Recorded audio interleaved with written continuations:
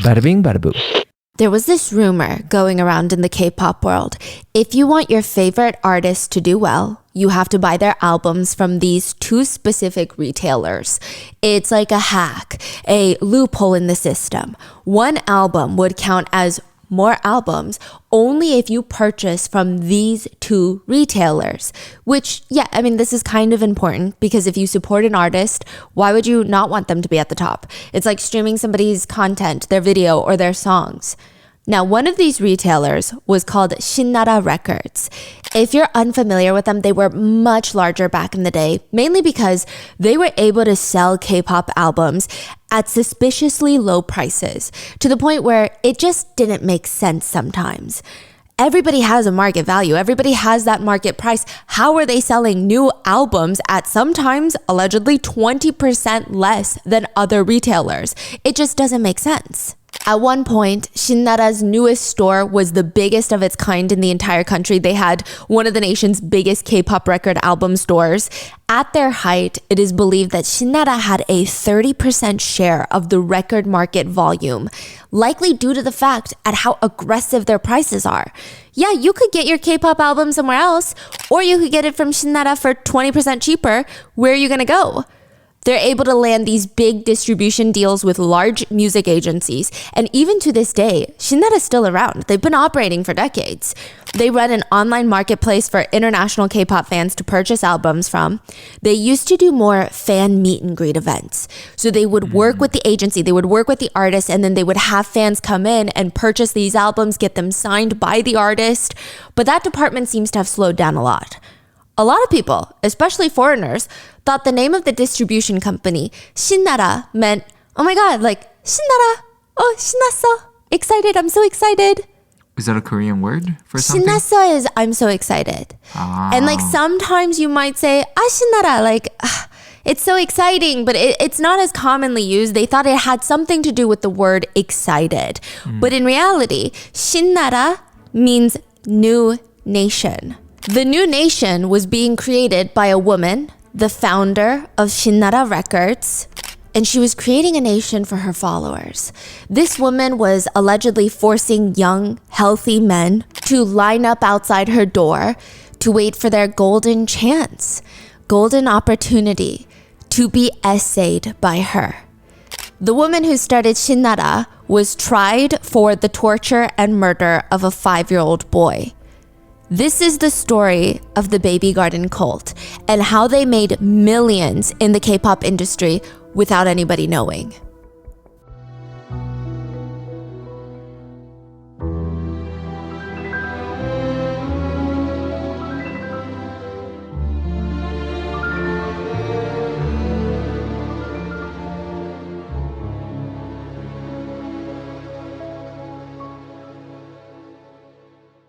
We would like to thank today's sponsors who have made it possible for Rotten Mango to support the National Center for Missing and Exploited Children, also known as NCMEC. They're a private nonprofit that focuses on recovering missing children, the prevention of child abductions, and providing services to combat child exploitation.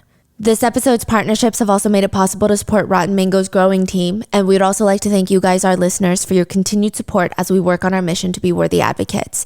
Before we get into today's case, a few disclaimers. We worked with our international researchers for this case alongside professional translators, and we were able to actually interview the prosecutor that worked on this case, Prosecutor King. He was the main prosecutor. He's also written a book on this, The Mulberry Tree and the Pig Feces. Now, the woman involved in today's story has filed an injunction to prevent the publication of this book, as well as she has sued the prosecutor for defamation, which the courts ruled partially in favor of this woman. The book itself is currently out of print, but we were able to not only get our hands on it, but have it translated into English for research purposes. We wanted to be sure that nothing was lost in translation. However, if you feel that anything was ever misrepresented, miscommunicated, please let us know down in the comments. Some statements have been shortened for time, and there are a few speculations, opinions, netizen theories that remain unconfirmed and are simply just netizen commentary that's included in this video. A few content warnings for today's case include mentions of cult activity, quite graphic descriptions of injuries and violence, a brief mention of SA and CA resulting in death. Now, I do want to mention that a lot of major K-pop agencies have stopped promoting their album sales with Shinara records. No artist should be blamed in any of this, but the agencies themselves have also found themselves in a sticky situation where they can't really not sell through Shinara, even if they don't want to, but we're going to get into all of that later, but just putting that out there. And one more side note. Cults have an interesting sensitivity to being called a cult. The word cult is rather subjective. What some might view as a cult, others may just see a very passionate group of people. Therefore, the usage of the word should be taken as an opinion rather than a fact. Many mainstream media outlets have described these group of people as a cult, but as always, please do your own research before coming to a conclusion. It is, in my personal opinion, that they are a cult. With that being said, the cult in question is always more than welcome to send a lengthy, angry letter through their attorneys with the likely intention of scaring us to take down this episode. It would not be the first time we received letters like this from powerful, well-funded organizations, and our attorneys are always ready to engage in friendly discourse.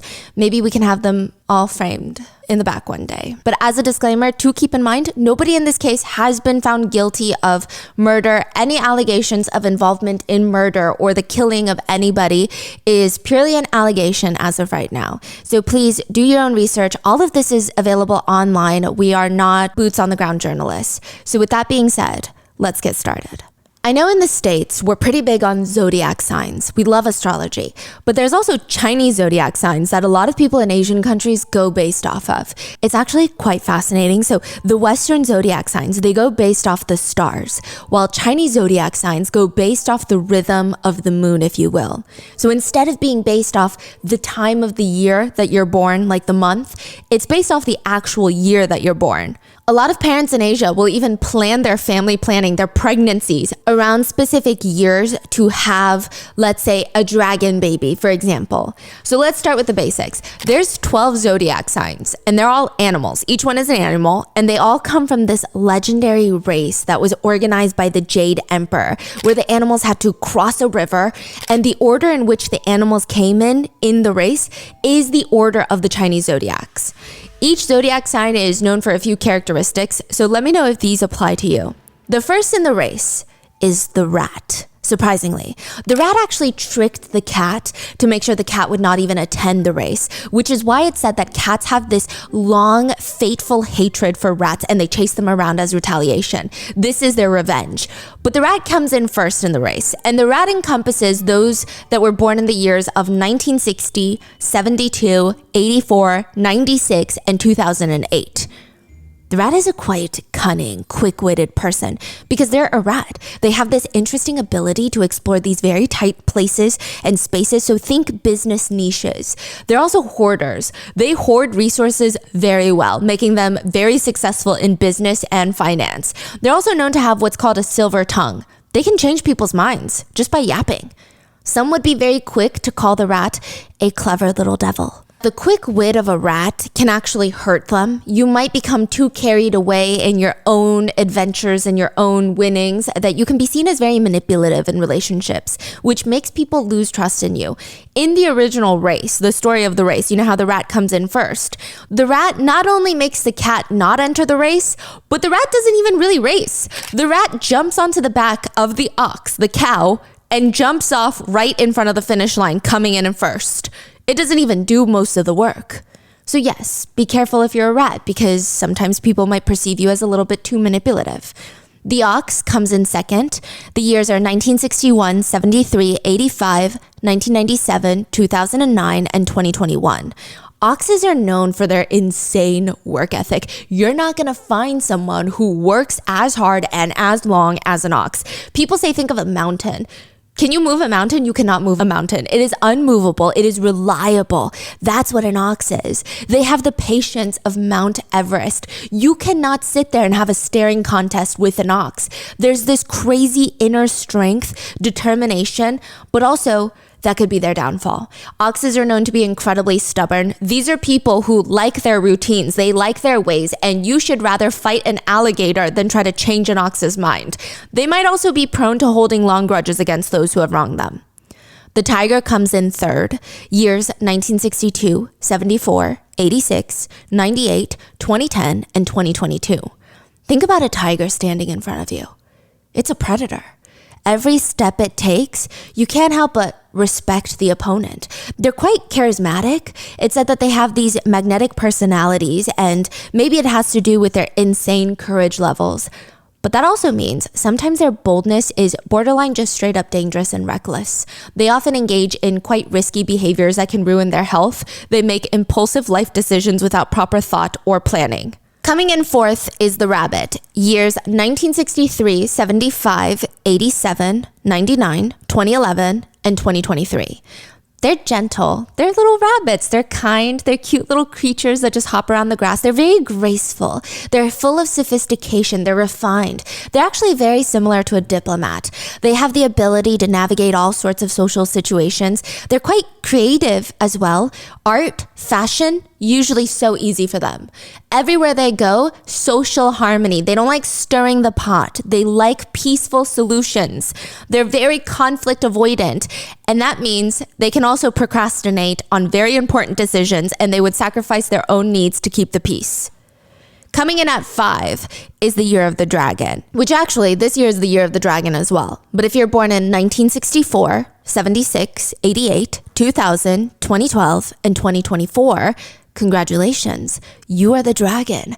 People have been planning for years to conceive and give birth this year, in the year of the dragon. It is one of the most popular zodiac signs. And it's fascinating because the marriage rates get higher in China a few years before the year of the dragon, because it's all part of the family planning. People are like, we got to get married. We have to enjoy our married life together before we then have a child who's going to be born in the year of the dragon. It is the only fictional creature in all the 12 zodiac signs. It's a symbol of power and wisdom. The dragon is almost always associated with great emperors. You're born in the year of the dragon, you're practically destined to be rich and successful. But if you live in a country where the animal zodiac signs are a big deal, maybe don't have a dragon year child. Because a lot of parents are having children that year, it's going to create a lot of competition in the job market. It's actually a double-edged sword. But if you're already a dragon, you're basically on fire. You're not to be messed with. You're always ahead of the curve. You have this natural authority that everyone wants to follow. It's similar to the tiger, but on steroids. So the tiger is quite reckless. They're a little bit crazier. The dragon is quite arrogant. That could be the biggest downfall of the dragon. So be careful never to overestimate your financial abilities and dismiss constructive criticism. Coming in next, you have what some people like to call the small dragon, the snake. Years 1965, 77, 89, 2001, 2013, and 2025. They move in silence. They attack with deadly precision, and most snakes seem to behave older than their years. Like, you always think that they're a little bit more mature. They act like they have some sort of secret ancient knowledge, and their intuition, it almost makes you feel like they can read your mind. It's creepy. They're quite hypnotic. They have this sensuality that people really gravitate towards. But snakes need to be careful. They need to make sure that their intuition does not head straight into paranoid, suspicious territory. They can constantly overthink someone else's motives and hold on to resentment or become way too secretive. Then you have the year of the horse, years 1966, 78, 90, 2002, 2014. You're wild. You're like a wild horse. You're just galloping in the field somewhere, and you like freedom. You have endless energy. You're constantly looking for something else to do. You're quick on your feet, and you're considered a high performer. But the biggest problem is you might love freedom a little too much, to the point where maybe you're a little irresponsible. Horses might be the ones that constantly job hop without a long-term career plan, and they neglect commitments. Then you have the goat, or the sheep, if you will. Years 1967, 79, 91, 2003, and 2015. You're like a gentle creature, just grazing peacefully on the hillside. You're very creative. You see beauty in things that other people cannot see. You have this nurturing heart. You're very graceful, and you tend to have a very unique perspective. But these are the people that are going to get misconstrued as being weak. And they might sometimes pursue artistic life challenges while completely ignoring practical aspects of life, like how to pay rent. Then you have the cute little monkey, 1968, 80, 92, 2004, and 2016.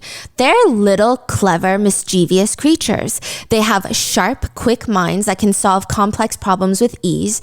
They adapt easily to almost any environment, and they have this wild curiosity that will not go away. They're also quite funny, but they need to be careful not to use their wit to just worry about their own personal gains. They also tend to get easily bored and neglect deep emotional connections. The rooster comes in next, years 1969, 81, 93, 2005, and 2017. The rooster is a very punctual creature with an attention to detail that you cannot fool. They do not miss a single thing. They've got a strong sense of justice. They like to stand up for what's right. They're also quite confident, but they're too perfectionistic. They're also too confrontational. They like to set unhealthy standards for themselves and then everybody else around them. Second to last is the dog. Years 1970, 82, 94, 2006, and 2018. The faithful, loyal companion who loves all their friends and family. They've got a strong, probably the strongest sense of justice and fairness. They're quite honest creatures, quite protective. Sometimes that loyalty can be given to someone who doesn't deserve it, so be careful. These are the ones that might find themselves in toxic relationships out of misplaced loyalty and neglecting self-care because they're worrying about everybody else. And then last but not least, you have the pig. Years 1971, 83, 95, 2007, and 2019. Pigs are just happy to be here. They're good-natured creatures who are generous. They love to share what they have. They're quite optimistic. They're very sincere and trustworthy, and they do have an appreciation for the finer things in life, particularly food, which means they need to be very careful. Sometimes pigs are too optimistic and trusting. They might be too quick to trust unworthy individuals with personal information and overindulge in food and drink or spending. So please let me know which Chinese zodiac you are, and if these sound like you. I'm kind of intrigued to see if this resonates more or the Western zodiac resonates more with you. Now, some people take it a step further. Some people date or form professional relationships based on their signs and other people's signs. Because like the animal kingdom, some signs just don't mix well with each other. For example, some notoriously bad-fitting signs, rooster and the rabbit. A rooster is very direct, very outspoken. A rabbit likes to be very sensitive and conflict averse. If a rooster and a rabbit are planning a vacation together, the rooster is coming up with strict timelines and they're going to be outspoken about everyone needing to follow their cutthroat plan.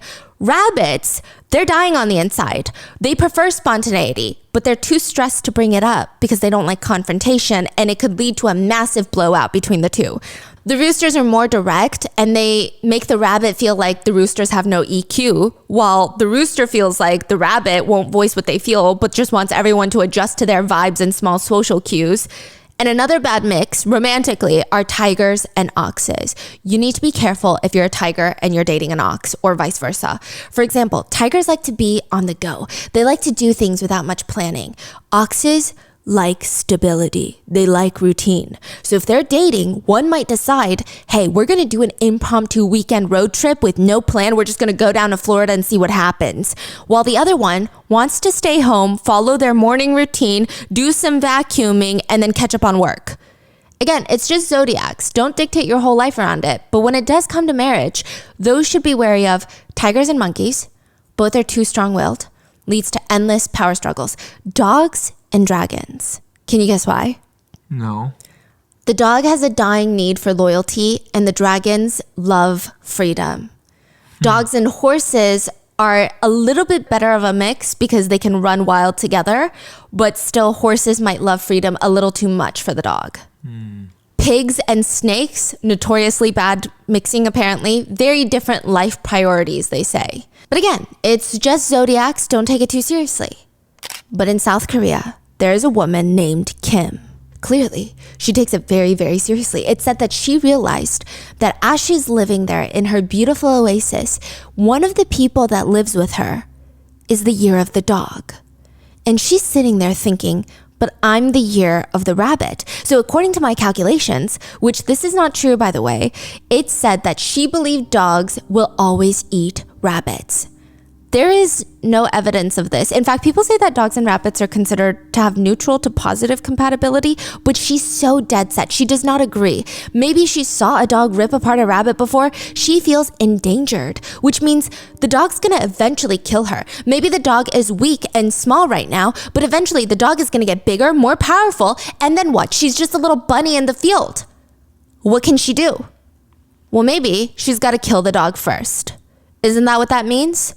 I mean, who knows what's really running through this woman's mind? Perhaps she demands the people that are kneeling by her chair, bring me the boy. Or perhaps she goes and looks for the boy herself. But regardless, this boy's gotta die before her. Who cares if he's just a 5-year-old boy? He's a dog and she's a rabbit. Their fates are not meant to be. A middle-aged man is walking through the empty, quiet streets of South Korea in the middle of the night.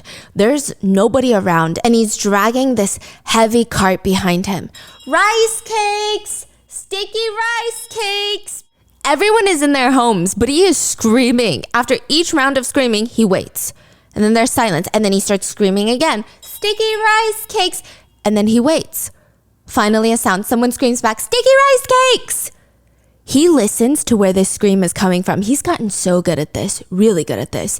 He might pause for a second before he realizes where the sound is coming from. He runs all the way up to the apartment where the resident had shouted out the window for sticky rice cakes just a minute ago. He makes the sale. He runs back down to his cart and repeats this whole process down these small neighborhoods all over again. This man gets 4 hours of sleep a night. He barely rests. All he does is scream, sticky rice cakes! Sometimes he's so tired from screaming all night, he takes a nap on the sidewalk. What is sticky rice cake? Oh, it's like street food. Oh, it's and like he's just spicy rice cake. Yes. Okay. And he's just screaming, and sometimes he'll just take naps on the sidewalk. He doesn't even lay down. He just closes his eyes. There's probably way easier jobs out there for him. He's getting older. There's probably less physically demanding jobs out there for him. But he's doing this for baby. He will do anything for his baby. Baby is not actually a 3-year-old baby, even though she tells everyone she's 3 years old. Baby is actually a middle-aged woman that hundreds of people call agaya, baby. She's like a baby. She cannot sin. She can do no wrong. She's baby. Anything she does is pure and wonderful. If she does something wrong, it's an honest mistake because babies cannot sin. Babies cannot be malicious. Babies can do no wrong, technically. Those who all knew her, who knew baby, they would say, she would tell everyone, my name is baby, agaya.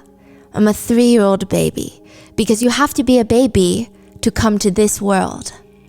She would go around dancing in these frilly gowns. They look like really intense wedding cakes, but they're dresses, like a tiered cake, sometimes 3-4 tiers, ballroom style gowns with these elaborate gloves. It's a spectacle of a dress. And baby dances with a group of 300 to 400 people who fall to baby's feet, calling her the precious baby who's gonna save them all. And then at night, like clockwork, almost every single night, it is said that she has a line of these young, healthy men standing outside her door, the same ones that were dancing with her earlier that day, waiting in line in front of her bedroom door at night to be able to have the chance, the opportunity to spend time with baby. They desperately want to be allowed in so that they can see her in those thin, sheer pajamas that always show off her cleavage, and the chance to place their mouths on her chest is all they want. That's all they want. Wait, how old are these men? It seems like all of them are of age, but maybe young 20s. And she's middle-aged. Like 40, 50s? Yes, but she claims she's 3. Which makes it even more sick, right? Yeah. Or she allegedly claims she's 3. She wouldn't choose any other type though, okay? She has a type. Baby likes young, healthy, handsome men. That's it. You can't be old. You can't be not handsome. You can't be unhealthy. She has her favorites. And they all wait for the spot to be chosen by her. One of the people who lived in the same house said, whenever guys went in there, into baby's room, they would start grunting and making these weird noises. So I figured that they were all doing it, you know? And others would just wait outside. Guys were just going in and out of her room. A guy would come out and tell another guy, hey, it's your turn, go inside. And after being called, the other guy waiting outside would go in. And when they all came out, their faces were all red. All night long, young men were trying to go in. But there were men who would wait all night long and not be able to enter. From what I know, she didn't spend a single night alone. And when she was done indulging in her desires with them, she would hug these men, pat them on the back, and tell them it was good. They did good. The feeling, they said at the time, was euphoric. to be told that they did good, that baby approved of them, it would make them feel so much happier than they could ever even explain. Even if they knew that she might be probably responsible for the death of a 5-year-old boy, does it really matter? Because when else do you have the chance to have intimate relations with God? Because she is baby. She is God. She can do no wrong. She is love. Who else can say they made love to God? What is going on? She's a baby and she's a god. Yes, because when you're God, you can't sin and babies can't sin. It's weird. I think her whole concept doesn't make sense. She's baby, she's God, she's love. She says she is love. Oh, she is love. And you can only love her because you can only love God. She's love, she's baby, she's God, and she's the savior. But she's also the founder of Shinara Records. So there you go. There's a lot going on. She's a multifaceted evil woman. Now, a man walks into a police station in South Korea, and he looks like he's seen some better days. If we're being honest, he looks a lot older than he actually is. Life has been tough on this man. The police ask him, "How can we help you?" "I would like to file a police report. I am a father who deserves to die 1,000 deaths. My son has been murdered. There's something very wrong with this place. It's called Baby Garden." Baby Garden? At first, the very wrong place was called the Garden of Eden, which has biblical connotations, but eventually it would be known as Baby Garden. That's literally what they call it too. It's not even just like what the press calls it. Baby Garden is not just a strange, eerie name either. It's an actual garden, like an agricultural garden that resembles more so an agricultural farm, a profitable business. There's farmland, there's greenhouses lined up next to each other, not the aesthetic kinds, the commercial kind. Buildings, they've got these long warehouse looking buildings that serve as massive pig pens, unfinished land, dirt roads connecting from the different buildings. There's housing compounds built into the center of this farm, and they look interesting. It said that most of the housing compounds were built by the people who have never built houses before, and it houses 300 to 400 people that all live communally and they work on the farm. Wow. So she's running this K-pop record distribution business and she's running a farm. She starts with the farm, and in order to come into the farm, you have to give up all your land and assets to Baby. Baby starts the farm. You're essentially, allegedly, forced to work for free on the farm. And then Baby was like, wow, I have so much money in the world that I don't know what to do with it. Starts Shinara Records and then has some of the people work for Shinara Records. It's alleged that that's how they got such crazy pricing when they first started their company, because they didn't have to pay their workers. Whereas all the other record companies, they had to pay their workers. Allegedly. This is all alleged. These are all just stories, okay? Now, this place houses 300 to 400 people, and they all live communally. Now, the guys are all in one separate military-style room. The women are in another section of the compound. Even when there's married couples living on the farm, or whole family units, sometimes there'd be a mother, a father, and 3 kids.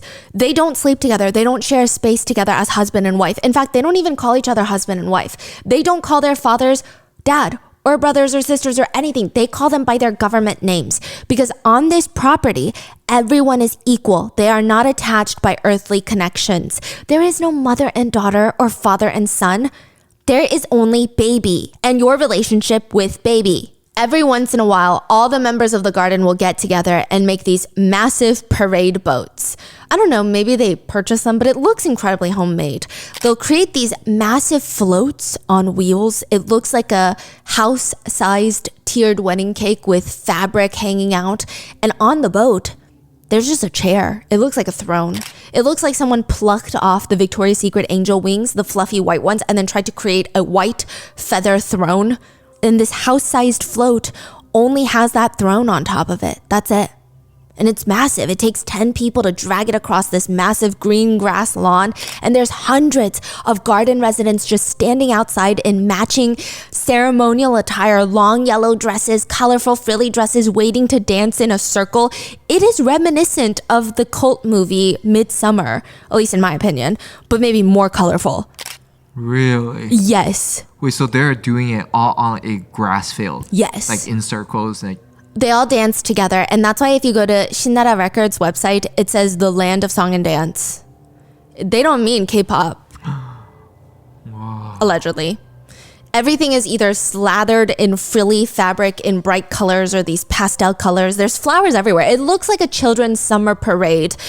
I don't know how else to describe it. They would start singing songs. The door of love has opened. It has opened. Chase love. We need to love. We must love. My brothers and sisters and compatriots who are wearing these ceremonial robes. My sisters and brothers who received baby's blood. Baby, please allow us all to love. Thy kingdom come, thy will be done on earth as it is in heaven. To baby, the king of love.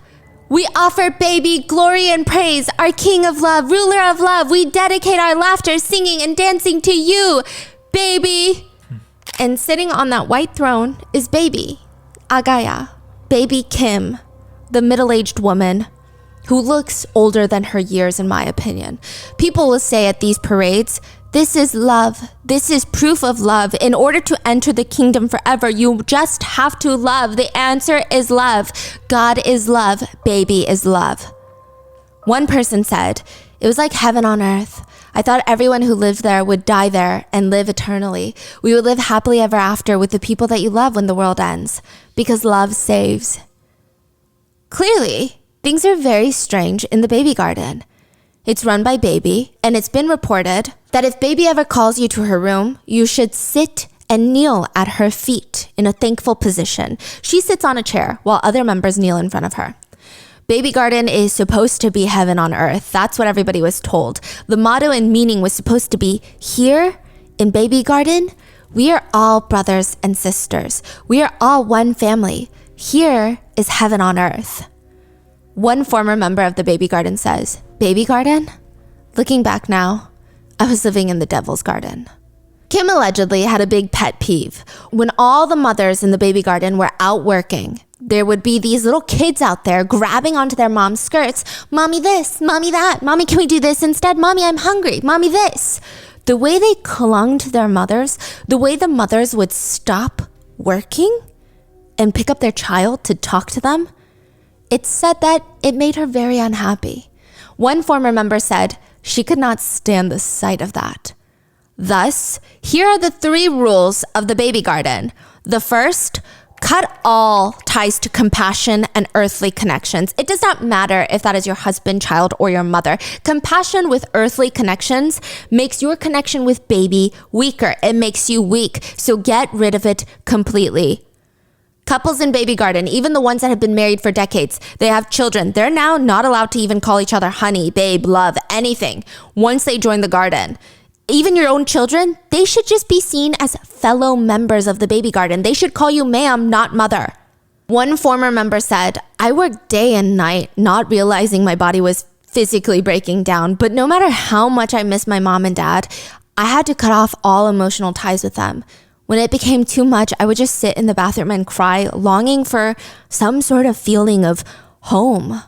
Another former member who actually was brought into the cult by their family members said, we all lived separately. We never slept as families. The women lived with women. The men lived with men. And every morning we had to work as soon as we got up. Thinking back on it now, we were insane. I must have been crazy. I don't know what I was doing there. Second rule, cut all ties with material goods. One member said, we did not live to pursue worldly pleasures. We will all go to the eternal kingdom. This place was heaven on earth. Last but not least, perhaps one of the most important rules is cut all ties with desires. You need to let it go. It is okay to love God, to love baby, but other than that, it should not be allowed. It is a sin for men and women to date and love each other. If you do, it's actually considered cheating, adultery against God. One former member states, men and women were strictly segregated from a young age, and of course from their spouses, family members, and even relatives. Familial bonds were not recognized. There were only rooms where men gathered and rooms where only women gathered, and it was set up so that anyone with any individual thoughts could not survive. Whether it was between spouses or strangers, any sort of romance or love or even anything similar between women and men would immediately lead to a terrible tragedy. One would either die or face near-death group violence, be treated as a slave, and begin a life worse than a human, unlike anywhere else on this earth. The women and men in Baby Garden were just both servants to God and Baby, and she would not treat them as adults or humans, but like servants. When was this? This was mainly in the 80s and 90s. 80s and 90s. But Shinara is still very active. So 80s, 90s, like this, how long does this whole thing lasted? Like Decades. These people were in it for decades? Yes, there are some people who were in it for decades. Wow. Yeah. There were some people who were born into it, and they're old enough to form these very traumatic memories from it. There were young kids who were brought into it at a young age, and they finally got out as adults, and they grew up in this. Yeah. If you even had a so-called feeling of romance towards anyone, you would have to keep your head down forever like a criminal, only staring at the floor. One former member who was caught having emotional feelings towards another member said, "I used to work with this guy. I began depending on him emotionally, and eventually I started to like him. I was having a really hard time because of my feelings, but when Kim, Baby, found out, I started to be treated like a servant, like a slave. They would only let me wear clothes that were incredibly old, and they were like rags. I had to work while others got to sleep at night, and from then on, beatings were also very frequent. There were others being beat too. You know, some people were being beat with things like bicycle chains. They tried to hit you where people couldn't see to not freak everyone out too much." Which this whole thing is ironic considering Kim, Baby, had lovers every single night just waiting outside her door, and she's a married woman. Her husband lives in the Baby Garden, and he is also allegedly essaying a bunch of women. So what is he? He's just part of Baby's family. They have 3 sons as well, and they're all treated like Baby. Babies can do no wrong. They're the Baby all family. Babies. She's the one mainly called Agaya, which is Baby, but all of them are supposed to be on the same level as her. Like a little bit lesser, but way. same. So they can't sin, they can't do anything wrong. They're all babies. Everything they do is correct. That is crazy. Yeah, and her husband is out there just essaying young women in the cult, and she's essaying young men. And it's not like she tries to hide any of it. In fact, everyone thought, well, they're just all making love to God and the Holy Family, I guess, is how they might consider it. People didn't think anything of it. In fact, a lot of the women in Baby Garden were upset that they were unable to love Kim the way that some of the younger, handsome men were able to. One former member said, "We were all jealous, not of her being able to have intimate relations with men, but these men were experiencing her love, which, I mean, we were born women, so we couldn't experience her love in that way. So we were all really jealous of the guys." Wow. One former member said, "Whenever she called for me," he was a young man when he was part of Baby Garden, "she would lay on her bed in her pajamas that always showed her cleavage. Then she would say things like, 'You want to look?' She would show me her breasts and tell me to touch them. And she would say, 'Are you shy? But I'm love, remember? Take off your clothes. Come on, pull your pants down. Just show me.' He said, that's how she essayed me." He told Netflix, "I don't even want to think about it. It makes me want to throw up, honestly. Looking back, she was playing with me very strategically. She was taking advantage of these young men's naiveness. Guys like me got a taste of that and thought of her as a love interest, so we started working really hard for her." And the fourth unspoken rule is laziness is not allowed. Now, one interesting aspect of Baby Garden in comparison to other cults, if you will, is that they don't focus on recruitment. They're not evangelizing the world. The leader, Baby, always said, "Only the chosen few may enter the kingdom." So they were actually quite satisfied with their 300 to 400 members. So all these other cults, they focus on expansion so that they can take more people's money. It's more profitable. But for Baby Garden, they decided that the profitable aspect were the hundreds of members who will sell off all their material possessions, give it to Baby, but also once you're part of the cult, you work for free for life. Allegedly, they work 16-hour days every single day to provide labor for whatever business or whatever work they're told to do. Right. So, and they're making a lot of money with Yes. the Sinara records, right? Yes. Well, I mean, I think at their height one year, they were bringing in like $50 million a year at their height. So they're They're one of the, wealthy And they kept it cults. all. Like, that's her business. None of the cult members are shareholders. None of them received money. I mean, most of them now, these victims, they're facing poverty. Most of them don't have educations, no work experience. They have PTSD. They have all this physical trauma and nothing. She's just a multimillionaire suing Netflix, suing prosecutors for talking about her. Is she free still? Yeah, she's free. She's alive and she's suing everyone. So here we are. One member said, I just wanted to give her everything that I had, but we didn't have any money. My husband's family was very poor too. Because we didn't bring any money, she told us to make it up with our bodies. So we had to get up early in the morning and go out and sell fish cakes, prepare and sell these lunch boxes and sell little rice rolls, kimbaps. We went to work every single day. Even if it was pouring rain, we never skipped a single day going. I don't think I've ever worked harder in my life. Sometimes you're up in the morning selling tempura or rice cakes or kimbap. Other times you're forced to fix rubber buckets that people cook with. It was just a lot of work. One former member says, I could barely sleep. Honestly, I barely slept during that time. Allegedly, members were only allowed 4 days of rest a year. And those 4 days were just like celebrating baby. It's like you're off work to celebrate baby. They are not allowed to access their phones, allegedly, newspapers, TVs, nothing. They were completely isolated, cut off from the world. They couldn't talk to their family members on the outside. They didn't even have access to their bank accounts. Not that there would be much left inside anyway. Even the elderly members had to work. Nobody was allowed to be lazy. Laziness was not allowed. Even a regular work-life balance was not allowed. Kids were forced, allegedly, into labor. They would be forced to put these really ragged clothing pieces on, forced into the subway stations to sell cheap gum and chocolate to passengers. Typically, nobody wants to purchase a warm, off-brand chocolate bar from a stranger on the subway, but because these kids look like they really need the money, adults would purchase it. It said Baby Garden would even teach the kids which ones to target, which adults look like they'd be willing to purchase from them. This is what the kids did all day for years. Most of them dropped out of school, which is actually a very big problem because, like I said, even after they've been freed from the cult, a lot of the members, they report issues of extreme poverty and inability to find jobs.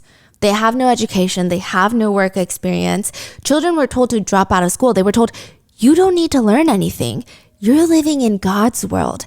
Education is unnecessary. Soon, professors, doctors, highly educated people will kneel before us and serve us like kings.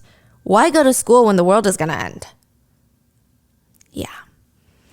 On top of that, allegedly, a lot of the guys that would reach military enlistment age, she did not want them to leave because that's 2 years of labor gone. Allegedly. And maybe there was a concern that they would leave, figure out what is going on inside of Baby Garden. Why is the military so much easier than Baby Garden? Wait, maybe that's not a normal experience, what's happening. Maybe I should tell somebody about it. And because maybe they didn't want that happening, nobody really went to military enlistment. It's alleged that she would force starve them right before their health checkups. And if they were severely underweight or had too many health complications, they wouldn't have to enlist.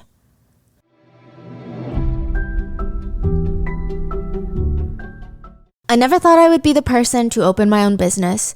The idea of starting a business and opening my own store feels very intimidating. Like, where would I even begin? What is the starting point? And when I open my store, do I need to create a new website? I don't even know how to create a website. But starting my business and opening my store was actually very easy. When we opened Grandpa Mingo's studio, all of it was so easy because of Shopify. Shopify is the global commerce platform that helps you sell at every stage of your business, from the launch your online shop stage to the first real life store stage, all the way to, did we just hit 1 million orders stage? Shopify is there to help you grow. They're there to help you with whatever you're selling, whether that's embroidered sweatshirts or handmade jewelry. Shopify helps you sell everywhere, from their all-in-one e-commerce platform to their in-person POS system. Wherever and whatever you're selling, Shopify's got you covered. We use Shopify with Grandpa Mango, and my biggest worry was that we wouldn't have a great website. But Shopify makes it so easy for you to show up exactly the way you want to. You can customize your online store to your style with gorgeous, flexible templates and powerful tools. And on top of that, Shopify helps you turn your browsers into buyers with the internet's best converting checkout, 36% better on average compared to other leading commerce platforms. It's why Shopify powers 10% of all e-commerce in the US. They're the global force behind Allbirds, Rothy's, Brooklinen, and millions of other entrepreneurs of every size across 175 countries. Plus, Shopify's award-winning help is there to support your success every step of the way, because businesses that grow with Shopify. Sign up for a $1 per month trial period at shopify.com/rotten, all lowercase. Go to shopify.com/rotten now to grow your business no matter what stage you're in. Shopify.com/rotten.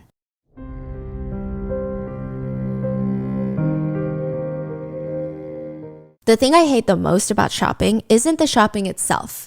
It's the dressing room. I feel like stores have a vendetta against their customers because why do they set up their dressing rooms like that? I swear the mirrors make me look a little bit weirder. The weird white light makes my skin look sickly pale. If you want to feel bad about yourself, I feel like I just go to a dressing room.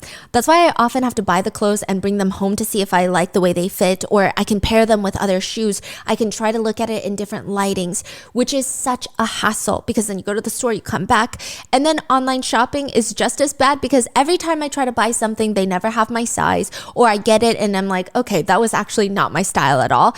It's gotten to the point where shopping just isn't fun, except with Stitch Fix. Stitch Fix has honestly taken all the chore out of shopping for me because it pretty much does it for me. Signing up for Stitch Fix is so easy. They gave me my own personal stylist, and all I had to do was give them my size, style, and budget, as well as preferences. I can order boxes when I want and how I want because there's no subscription required. My stylist will send me pieces just for me and outfit recommendations and styling tips. I keep what I love and I send the rest back. I think all of my favorite pieces have been from Stitch Fix because my stylist is just that good. And recently, well, not recently, but I did get my color analysis done.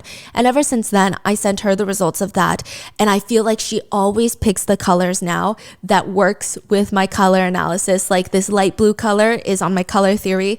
And on top of that, I don't have to deal with stores, the weird dressing rooms, or even the disappointment of not finding my size online because Stitch Fix makes it so easy. Personal styling for everyone. Get started today at stitchfix.com/rotten. That's stitchfix.com/rotten.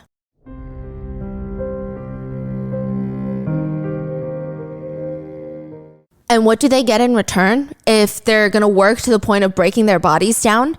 They don't get money. A former member says, back then, we didn't even get to go to the hospital.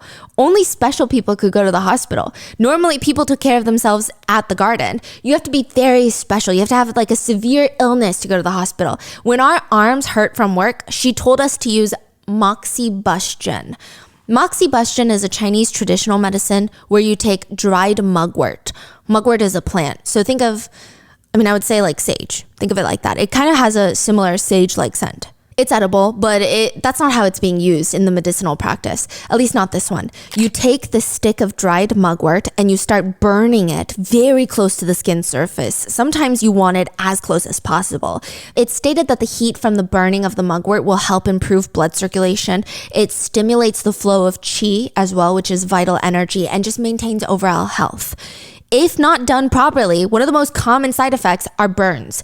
A lot of the burns can lead to blisters, ulcers, secondary infections. A lot of severe cases of mugwort burns result in permanent skin damage and scarring.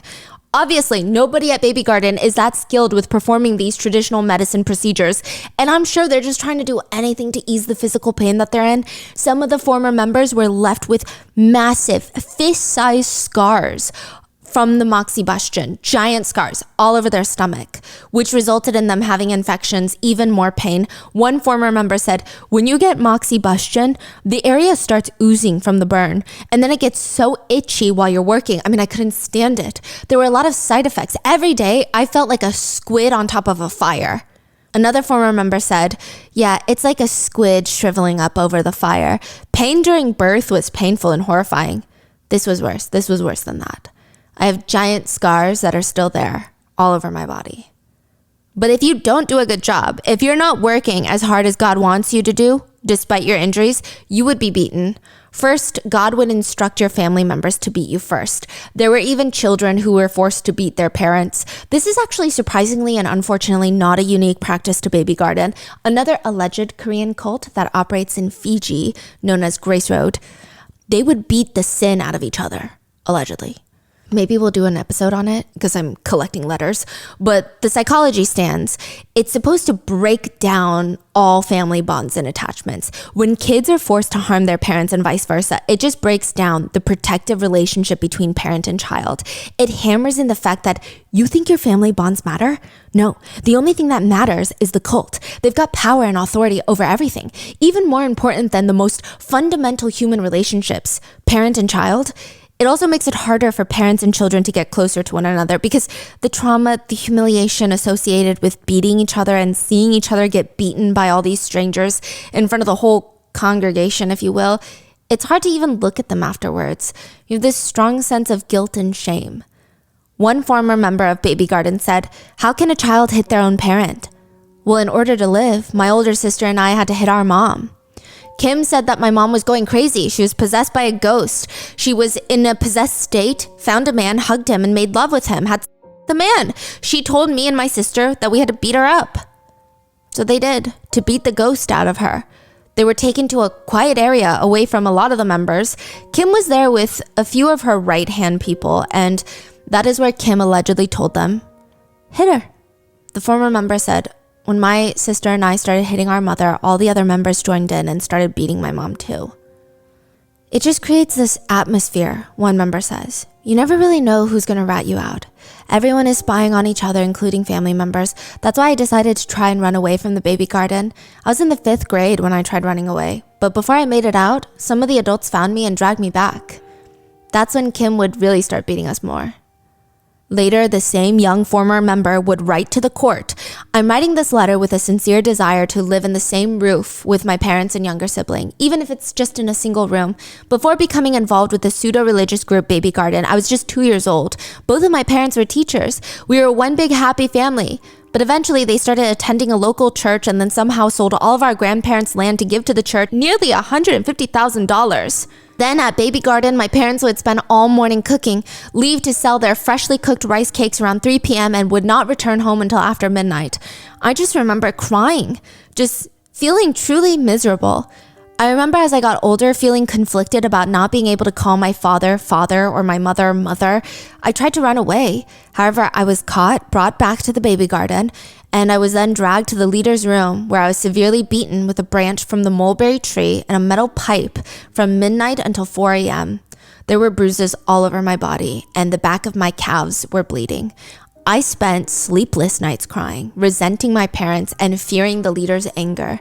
Since then, I've suffered from stomach pains that feel like gas buildup, but when I would tell them instead of proper medical treatment, I was just subjected to alternative therapies like having dozens of acupuncture needles inserted into my stomach, having to lie still for 30 minutes to an hour, and even now, I occasionally suffer from stomach pains that feel like being stabbed with a knife. After school, I would have to return home and work at a cassette tape assembling factory till midnight every day just to set production targets. For the K-pop tapes? Yeah. I would get beaten by Kim. I was beaten to the brink of death. I'm not lying when I say that every inch of my body was bruised. She did not miss a single spot. When asked later, "Where were your parents during this?" he just responds, "Well, to be honest, it's not like they could stop it if they tried. If they tried to confront her about hitting me, there would have been bigger problems. They would have beaten us all up. My mother couldn't say anything, though she must have been really worried about me. She must have been hurting, but she couldn't say anything. You can't say anything unless you can defeat Kim, which is just impossible." In the Netflix documentary, there's a part where a former member starts introducing herself. She states that she is 5-year-old Nagwan's mother. She's sitting there. Clearly, she's not smiling. This is not a good moment. This is not a happy show. But she starts the interview with, "Well, I can't call myself a mother. I can't say the word mother because I'm such a horrible. I'm so horrible. I wish somebody would just stone me to death. I'm really such a horrible and I don't deserve to live." And with each word and phrase, she's slapping herself across the face from the left side to the right side, left side to the right side. The producers eventually have to stop her, and her cheeks are bright red on both sides. And the way she does it, sure, some people argue maybe it's performative for the documentary, but regardless, the way she slaps herself does not appear to be the first time. The way she slaps herself is almost on beat to the way that someone does something on autopilot, muscle memory. It's as if she's been drilling herself in this method. The producers end up icing her face with water bottles when she tells them, "I just can't forgive myself." What is it that she can't forgive herself for? Maybe it has to do with the fact that her son, 5-year-old Nagwan, was killed in the baby garden. There are at least three mysterious deaths in the baby garden. One of them is the death of a 21-year-old girl. Kim actually has children before she starts the baby garden, like I said. Now, the baby has babies of her own, essentially. But I'm sure at this point they're adults or practically adults. She's got 3 sons. They're probably adults. And there's not too much information about them out there. But it's said that the Kim's sons, they lived like royalty. They got to study abroad, while nobody else's children are even allowed to go to public school. She allegedly purchased 3 separate houses in Seoul for them to live in the future. They hired nannies, bought expensive foreign cars, private tutors to take care of these sons. They got everything that they ever wanted, and sometimes that includes other people. There are a few versions of how everything happened, but this is what you can find online. And again, the events are alleged, but this seems to be the one that a lot of the former members agree on. Allegedly, Kim's son really, really liked this 21-year-old girl named Mi-kyung. She was brought into the baby garden by her parents, so not by her choice. Everybody in the garden loved her. She's pretty. They said she's like stunning, idol pretty, exceptionally pretty. They said not only is she pretty, she has such a gentle soul. Unfortunately, it's said that one of Kim's sons took a liking to her, allegedly requested to his mom that Mi-kyung work in their house on the property to cook and wash dishes. Now, instead of working outside in the baby garden or for Shinnara Records, she would be like a housekeeper of sorts. It's theorized that he essayed Mi-kyung. She wanted to self-exit after that. Word started spreading because she was having mental breakdowns after the alleged essay that people started finding out, and Kim spun the story, allegedly, that Mi-kyung had seduced her son, and she could not live with the guilt and shame. She allegedly said, "My son would never do something like that. She seduced my son. This is all her fault." She made Mi-kyung's parents beat her first before dragging her into one of the empty warehouses. She grabbed a bunch of sticks and allegedly ordered everyone to beat Mi-kyung with it. There was another young girl nearby that was also brought in to be beaten, but it seems like all the anger was focused on Mi-kyung, and she remembers hearing Kim telling Mi-kyung, "All you are the same. You broke baby's heart. So I'm gonna kill you and make sure nobody finds your body." She's saying you broke baby's heart. Who's the baby is she referring to? Her. Oh, she's saying you broke my heart. Yeah. Kim orders Mi-kyung's own mother to beat her with a stick, and there was this one moment, according to the other member, one last look where Mi-kyung looks up at Kim, stares her in the eye, and I guess that really unsettles Kim, and she allegedly freaks out and starts screaming, "You and orders her to be killed. And they just unleash hell. They beat her until she's no longer there. The other witness states, "It was like a scene out of Chaos in Hell. My mind went blank as I watched all these people beat that poor little girl. She was such a small, frail, weak girl. They're calling her all sorts of names. They're cursing at her. It was completely heartless." By the end, she could no longer cry or scream or beg for anything. She ended up passing out and urinated all over herself. That was the last time she would be seen. The worst part is, other members have reported that Mi-kyung's parents thanked Kim for their daughter's death, stating that she needed to be punished for rebelling. One former member stated they were practically raised in the cult, so this is a different death. So for most of their life, they didn't even call their parents mom or dad, just by their government names or ma'am and sir. Even between siblings, they had a level of coldness, or else Kim would be very upset. But regardless, the former member said their family was going through a rough time because their father, but they can't call him father, was constantly getting yelled at by Kim for not growing the apple trees correctly. Kim did not like the way that he was doing his job. A few days later, he vanished. His, quote, children are called into Kim's room, and she just tells them bluntly, "Your so-called father passed away. Self-exit, he drank the pesticide, but it's okay because I'm going to let you live here forever." That would be the best, wouldn't it? Kim would not let them see their father's body. They didn't even know where his grave was. Kim just allegedly went around telling everyone, well, it was only a matter of time. He had a bad temper, he mistreated all of those around him, and he drank the pesticide once he realized how wrong he was and how guilty he was of raising the apple trees the wrong way. One former member would later state, looking back, the 15 years I was there, my life was filled with nothing but emptiness. Believing in an absurd fiction that no one else in the world would believe, wasting my life away. I believed and I respected baby as an absolute being, and she trusted me as well. Therefore, I was able to live each day with the sole intention of being loyal to my death. Even in an immoral, inhumane lifestyle that betrayed human ethics, which nobody else could understand, life there was rampant with illegal activities, lies, violence. It was a group where one could only live and die for baby. Another member went missing and they were told that that person just left, but some believe it's more likely that they were killed. We don't have too much information on them, but it's stated that he suggested to his wife that they should leave, and soon afterwards, he was forced to drink some sort of herbal medicine, and he quickly vanished after that, allegedly.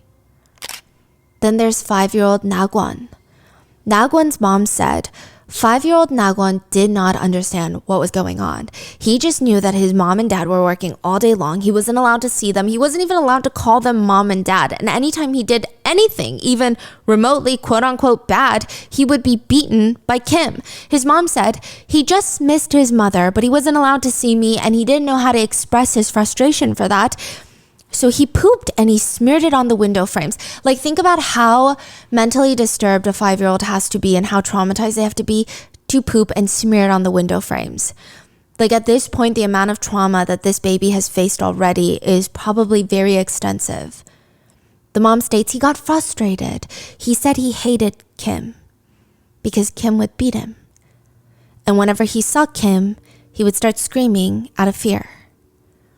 Kim would tell the others, a demon has possessed that child. The evil spirit is trying to harm me, using him as the vessel. If we don't do anything, that evil spirit will try to kill me. Do you want your God to die? Is what she allegedly would say. In Korea, some people believe that one's name can determine their future. This comes up sometimes in crimes where mothers, bless them, because they can't understand why a violent crime has happened to their child. They almost start blaming themselves. And sometimes you'll even see in these crimes, moms who say, maybe my name was wrong and it brought bad luck to the family. Obviously, that's just the grieving brain trying to make sense of the senseless, but some Koreans do hold that belief that your name can determine your future. Some focus more so on the hanja, which is the meaning behind each symbol. So for example, something can sound like a regular name, but the meaning can be bright princess, but it sounds like Susie, right? Other Koreans focus on a mixture of that and saju, which is Korean astrology. They say it's important for a name to be harmonious. Now, Nagwan arguably has a very, very good name. The hanja, the traditional symbols for his name, means two things: happiness and paradise. A happy paradise. It almost has the connotation of heaven. But how can someone who hates Kim so much, who is so terrified of Kim, be paradise? If he's paradise and he's terrified of her, what does that make her? Well, it would make her the devil, wouldn't it? But she can't say that. I mean, could she, right? So she changes 5-year-old Nagwan's name to Nakki. Ki, the symbol means ghost. She just renamed this kid Ghost, and she said the new name now symbolizes go away ghost, go away spirit. And from there, the torture begins. He gets taken into the pig pens on the property. Baby Garden, like I said, has these massive buildings for the pig pens. And when you walk inside these pig pens, it's like an artificially lit warehouse, just a long container-like building. On both sides, you just see these individually sectioned pig pens filled with pigs. And no matter how well maintained a pig pen is, if it's this size, it's not going to be a pleasant place to be. No matter how much someone spends on the ventilation system, when you walk in, it's an invisible brick that just hits you. The pungent aroma of a public restroom in the humid underground subway stations that has not been cleaned in years, mixed with this chemical scent of ammonia that just pierces through your nostrils to the point where it feels very raw and painful. In places like this, you don't want to be able to smell. You'd rather be oblivious, but you can't because the ammonia just opens your nose right up. And when you walk in, your eyes are watering, and the humidity is the worst part. It feels like you're in a sauna where someone has gotten this big pot of pig sweat, pig feces, and has started steaming it until the whole air is foggy. That's where 5-year-old Nagwan is brought in, to the pig pen, where he is tied up in one of the pig pens. He is stripped of all of his clothes so that he's sitting completely nude, and his hands are tied behind his back. His aunt, who is also part of Baby Garden, his blood relative, his mom's sister, comes in, and Kim explains, according to the aunt, he pooped and smeared his poop all over the walls. He's possessed by a spirit. We need to discipline your little nephew. But his father is gone and his mother is at work, so you take her place and you need to beat your nephew. There were others there too, and the aunt looked around and they're nodding. Naki has been possessed by a Satan. The baby said, we can't just let the devil be. We have to exorcise the devil. He should try the feces. Feed him the feces. I don't know why the aunt listens. I mean, I know why. I guess logically speaking, she's indoctrinated to the point where her morals are like second place to her beliefs. But like, I don't know why. She grabs a fistful of pig feces from the ground, starts kneading it up into small balls with her hands, with her fingers, and tries to shove it into her nephew's mouth. Each time he would just push it out with his tongue, and eventually they just get frustrated. They start scooping the pig pen feces into the shovel and grab a stick to smother the stick with the pig feces and then force feed it into his mouth. They start shoving the stick deep into his throat. And when that's not enough, they're ordered to beat him with the sticks. The aunt stated that she believed in that moment she was helping her nephew get the spirit out of him. They all allegedly did. They're all standing in a line waiting to beat this little boy up with these hard smacking sticks, and they would scream, "Leave him be, Satan! How dare you come here, Satan!" If one of them was a little softer on beating him, they would be accused of disobeying and still having human relationships and attachments, or being on Satan's side, God forbid. They'd be forced to hit him even harder. When Nagwan would start crying in the beginning, she would tell them that the spirit inside of him is stubborn and refuses to leave. The aunt realized that there were these nails embedded into the stick that they were hitting him with, so he was bleeding all over the place. She never untied her nephew. She never took him to the hospital. She just leaves after beating him. Another member who was tied up in the pig pen, he reported seeing little Nagwan there for at least multiple days. He said the worst part of it all was they didn't give him any food, not even water. The only water that you can get is from this tap that the pigs drink from, but you have to press it where you get the water, and there's no cups there. So I would press it, gather as much water as possible in my palm, bring it over to him for him to drink. But he could barely drink it. He had no energy. He was so badly wounded at this point. The other member said while he was trapped in that pig pen, one night he woke up and realized that 5-year-old Nagwan was gone. He had undone his ties. He's gone. He had run out. He ran all the way to the dining room. And it's actually quite a far distance. Most of the adults, they don't even seem to walk themselves. And if they do, it's a long process. So this is a massive farm. It's not like, oh, I'm going to walk to my neighbor's house. It's a long journey, and it's not flat paved road. The member said he probably went there hoping there was some food left. I mean, he must have been starving to run all the way there, you know? When he finally gets to the dining hall, he finds an adult and he asks, is there any food left? And the adult immediately goes to Kim, the baby, and tells baby, we got to do something. It's been reported that the adult tells Kim something along the lines of, he hasn't had anything to eat, he hasn't had anything to drink, and he ran all the way to the dining room from the pig pen to the dining room. He really must be possessed by some sort of spirit, indicating you can't do that if you have no food and water and you're a 5-year-old. Wow. Nagwan was taken right back to the pig pen without even a single sip of water. From then on, witnesses said he would get beaten by Kim and her little associates. He couldn't even scream. She would beat him, but nothing. He had been beaten so many times his body was too frail to even fight. Some said the worst part was, in situations like this, you would expect a 5-year-old to scream for their mom or their dad or their aunt, but nothing. It's like he knew they weren't going to come and save him. And his eyes were just wide open, staring at Kim. He wasn't glaring. He could be. Who cares, right? But he wasn't glaring because the witnesses said he's just such an innocent baby. He was an innocent baby that he looked like he didn't even know why he was there. After days of torture, Nagwan finally passed. He had died. Prosecutor Kang gets a report that there was a death at Baby Garden. But he gets this report 10 years after the death. The father of Nagwan takes 10 years to come and report the death.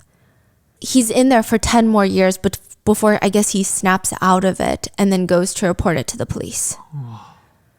Prosecutor Kang decides to take on this case, and at first the prosecutor, he thought, yeah, there's no way that these reports from Baby Garden are true. They run a massive K-pop record business. They're reputable all around the country. They have a farm. It's like a community lifestyle living, right? But there's no way it's a cult.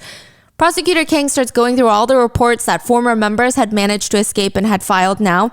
There had been multiple mysterious deaths, aka they believed to just be straight up murders, which isn't as far-fetched when you read some of the victim statements. One victim wrote, "I was beaten with a mulberry branch and metal pipe from midnight till 4 a.m. with bruises everywhere."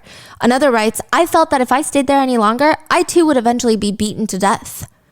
But even if this is true, this is going to be one of the hardest cases that he ever takes on in his entire career. And this is when he's just starting off. He's so young. He's like a baby prosecutor. His higher-ups practically tell him, yeah, it's just going to be you on the case. Nobody else is going to help you. I mean, yeah, you've got all the investigators, the police, but they're not going to trial. You're the attorney. You're the prosecutor. So it's really just going to be you. When you're going to put the trial together, we don't have the manpower in this district. And not only that, prosecutors don't really like to go after religious cults. How do you convince victims that they're victims when they think you, the prosecutor, are the perpetrator? And on top of that, cults have a lot of financial power, especially in places like South Korea. They've got influence. They have money and sway to make prosecutors' lives a living hell. Regardless, Prosecutor Kang decides, I'm going to go full force straight into the Devil's Garden.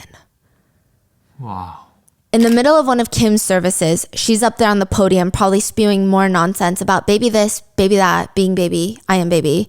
It's kind of an odd fantasy if you think about it. She looks older than she actually is. I don't know what compelled her to come up with this train of thinking, this type of logic. Her very bizarre obsession with being a baby and called baby. Anyway, she's up there, a 3-year-old baby with a bunch of wrinkles, giving full-blown lectures on how to serve me, baby, when the doors to the auditorium that the Baby Garden members have built by hand slam open. Detectives, 50 detectives swarm the place, and a voice is just booming through the room. You are completely surrounded. Surrender. Everyone just breaks out into a full-blown sprint. Everyone is scattering like bugs that just got raided. There's people going that way, this way, that way. People are full-on fighting, attacking the detectives, tackling detectives to the ground. Oh, they're fighting. They're fighting. They're not running. Some are running. Most are fighting. Wow. In the chaos, Kim and her right-hand woman manage to escape conveniently into a passageway that leads underground. So I'm assuming someone planned for something like this to happen eventually. Kim manages to escape off the property and into the woods. They lose the queen bee. That's how they refer to it. It is a huge blow to the investigation because she's someone who has the funds to stay missing.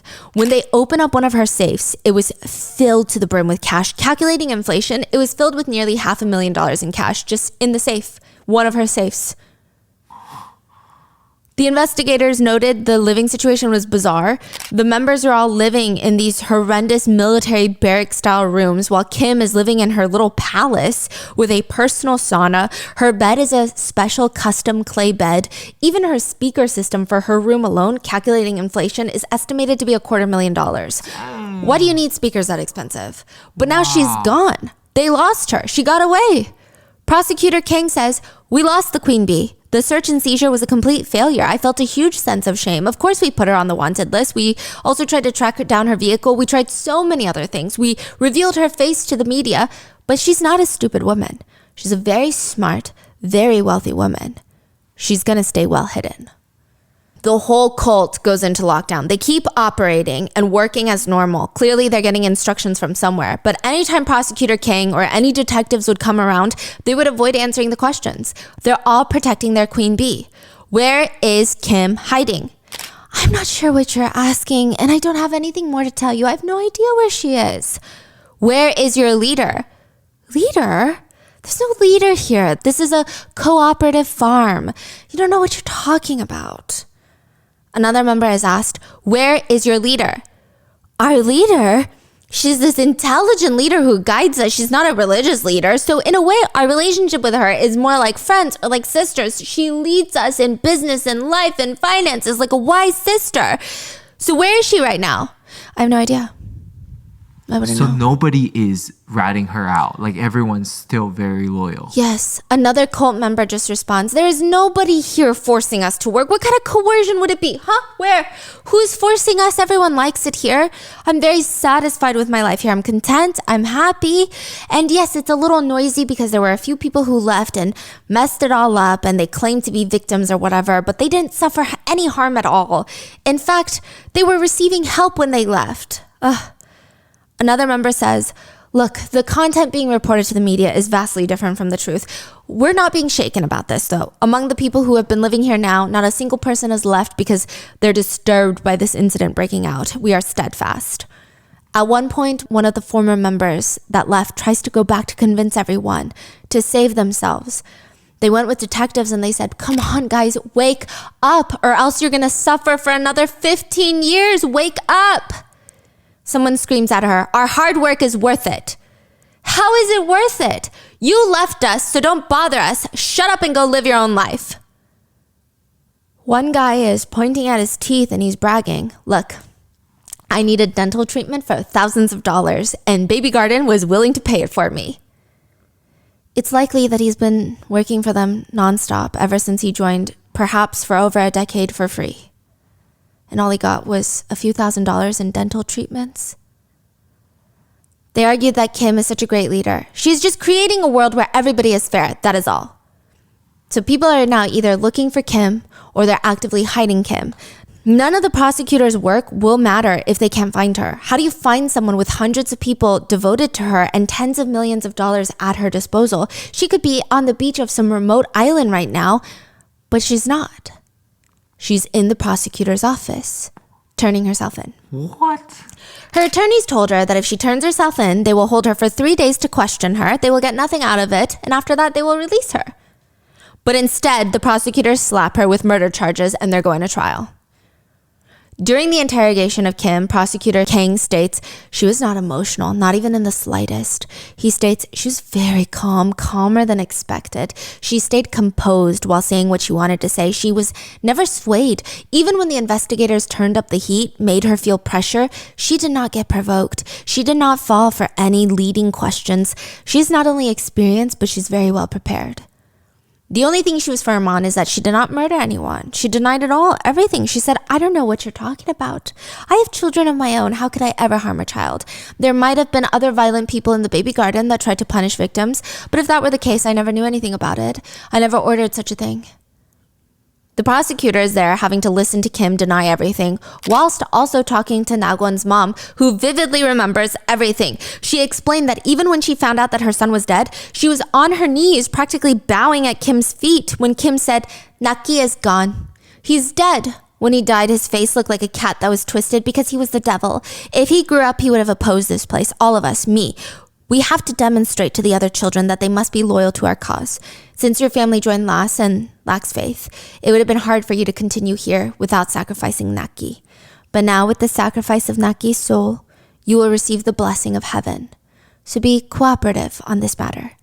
You just have to do as you're told. She was forced to sign a paper that stated that her son died from a genetic heart disease.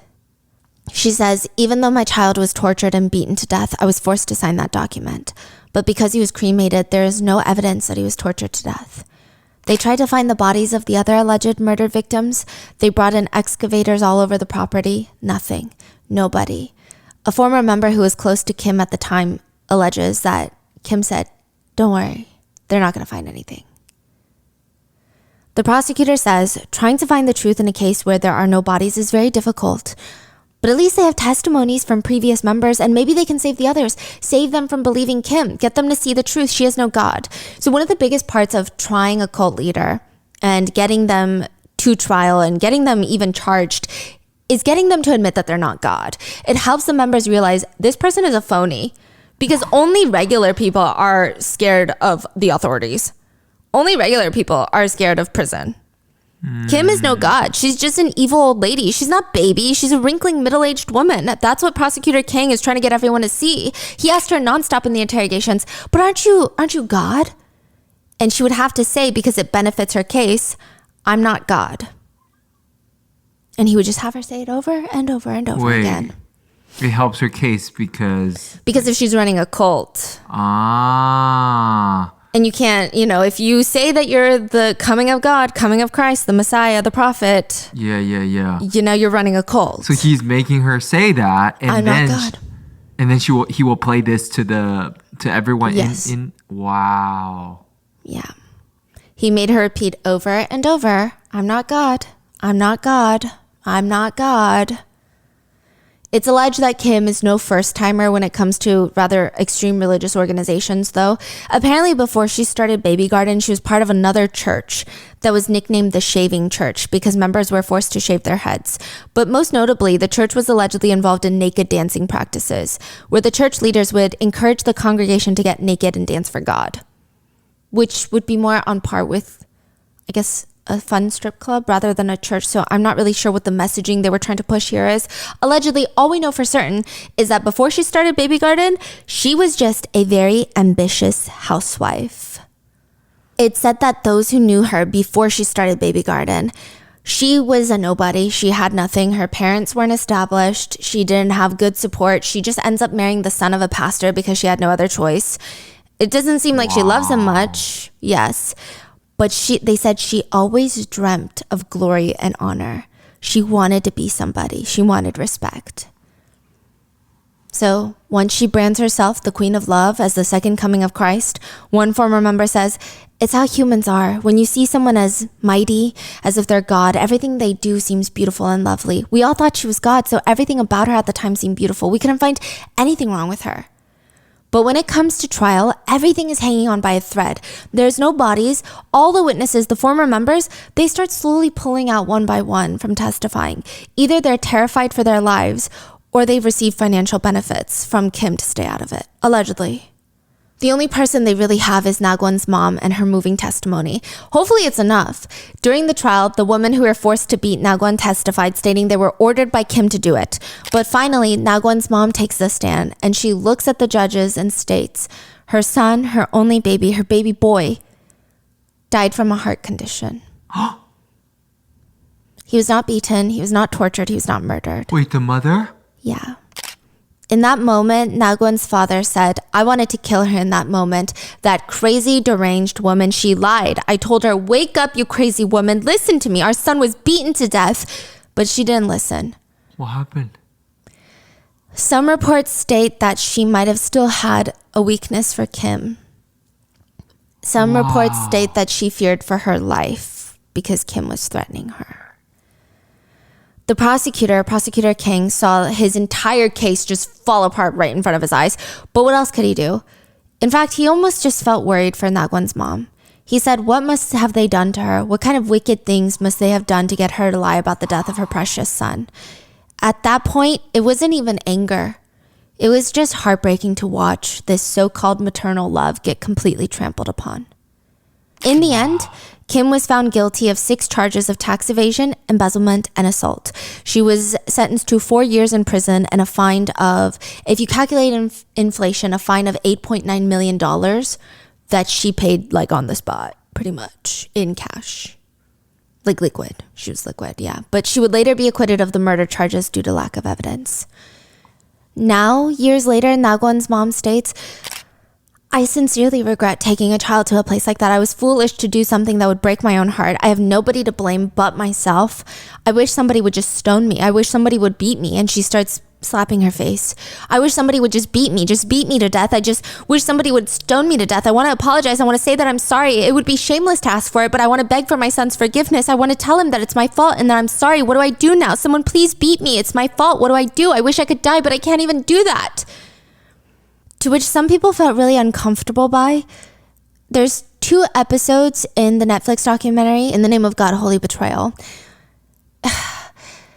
So obviously people are uncomfortable that she's slapping herself, but Because they noticed a few things. The first being that she doesn't shed too many tears. She's just slapping herself to show grief. And maybe you could argue that the grief is so big that the tears are not flowing anymore.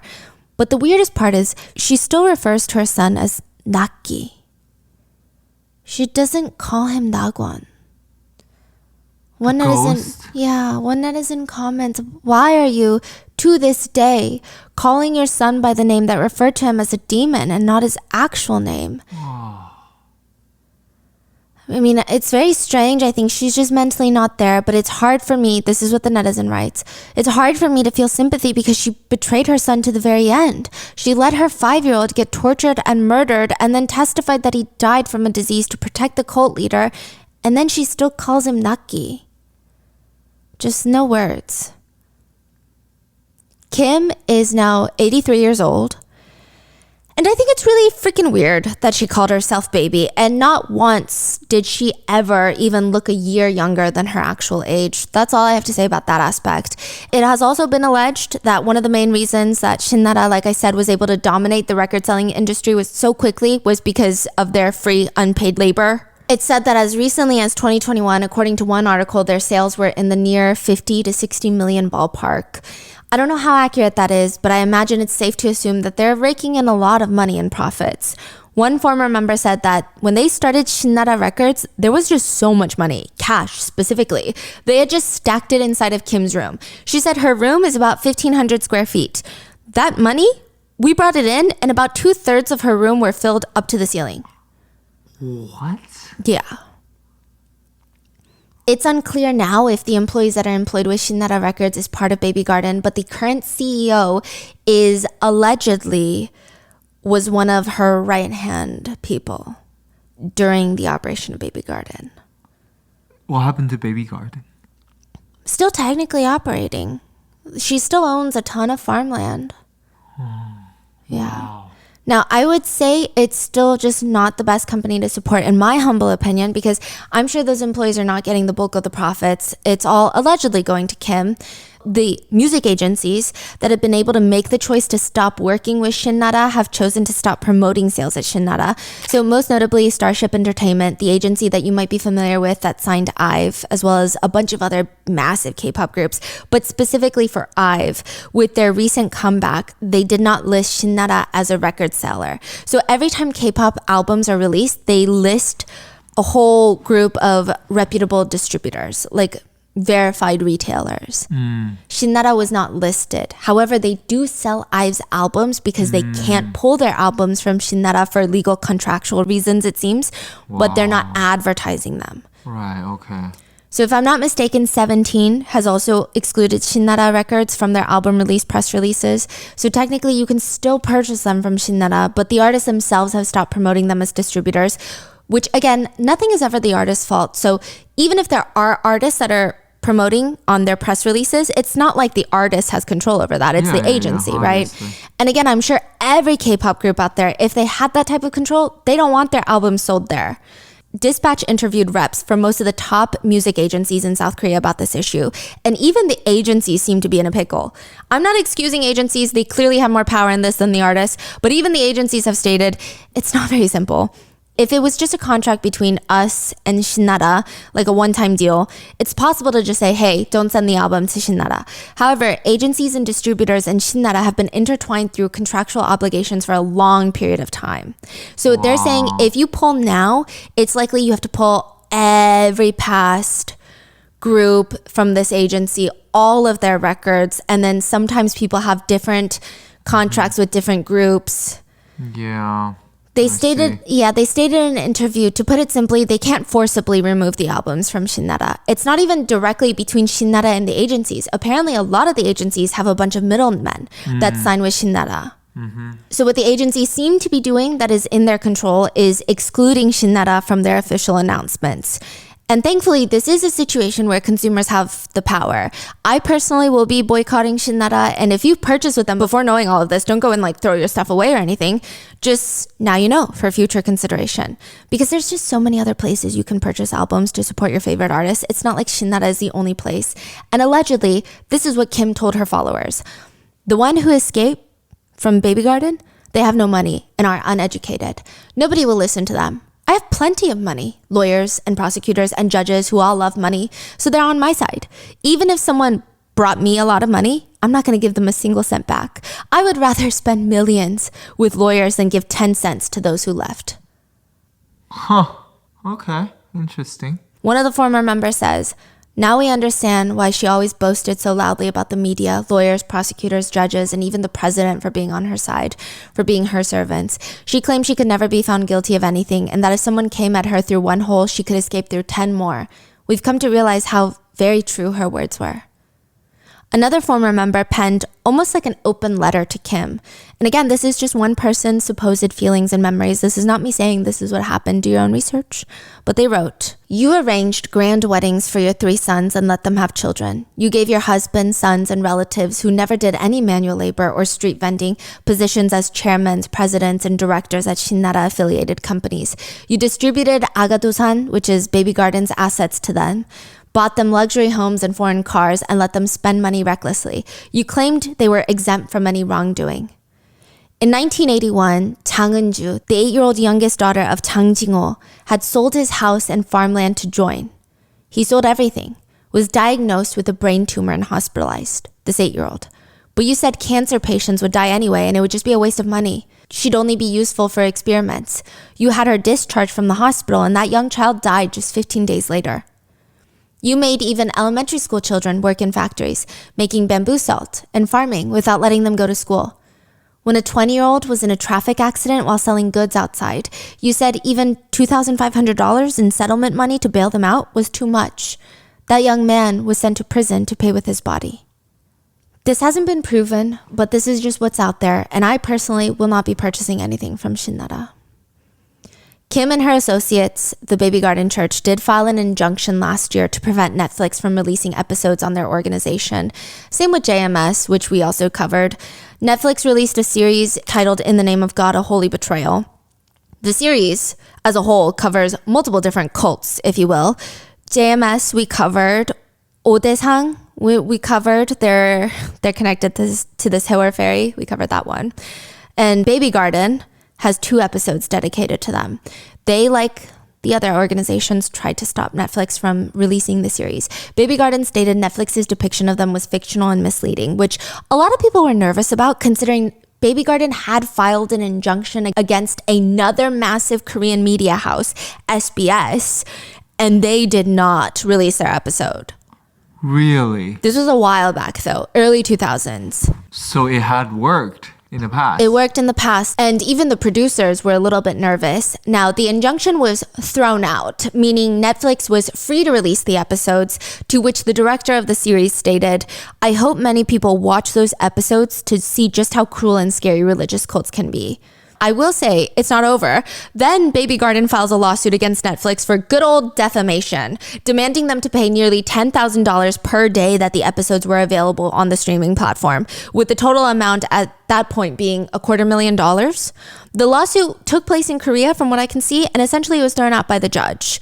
Now, I will say, if it gets thrown out in Korea, it doesn't even stand chance in places like the United States. Like even the SBS injunction, I wonder if it was taking place in the United States. I don't think that Baby Garden would have won. Right. Yeah, so it's very interesting how that's done. But according to some sources, Baby Garden was also allegedly ordered to pay for the other party's legal fees. But she did sue the author of the book. The prosecutor working on the case, the one that we were able to interview, managed to get $17,000 in damages from him.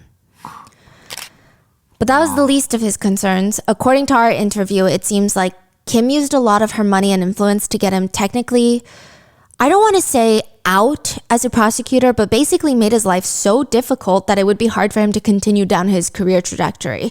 Or at least that's how it felt to a lot of people. We asked the prosecutor if he ever regretted going against Baby Garden because clearly it impacted his career. He said, as a human, I can't say that I have regrets. I did suffer a lot of damages. Sometimes I can't lie. I do wonder, did I have to go that far? Did I have to take it that far? But if I think about it, if I went back to that time, would I make that same choice again? Yes.